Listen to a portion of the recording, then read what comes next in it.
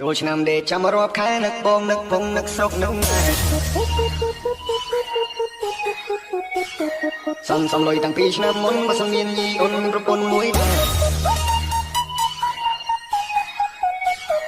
មានអូនឲ្យបងគួយគុណបើសិនអូនចិត្តទុនមកសម្រួលអូនណាសំបៀរយអូនសំរួយជាមួយម៉ែអូនហើយបងគឹមសិនអូនកំពុងស្រីព្រោះតែពេលនេះម៉ែមិនតន់ព្រមទេអូនសុំមួយរយៈពេលមិនណាចូលឆ្នាំដេកចាំរាប់ខែនឹកម៉ែនឹកបងស្រុកនឹកម៉ែ កំពុងជួយម៉ែកំពុងដេករួយនេះក៏មិនចាប់អូនកំពុងដាក់នុយពេលម៉ែភ័យម៉ែលេងចិត្តរឿងលួយលើកអាមកសេនឲ្យចេះទុកដាក់ក្នុងពេលសេវវិញម៉ូតមុនជាណៃគិតឲ្យឆ្ងាយប្រយ័ត្នលបូតចូលឆ្នាំដេកចាំរាប់ខែបងអើយបងមិនច្បាស់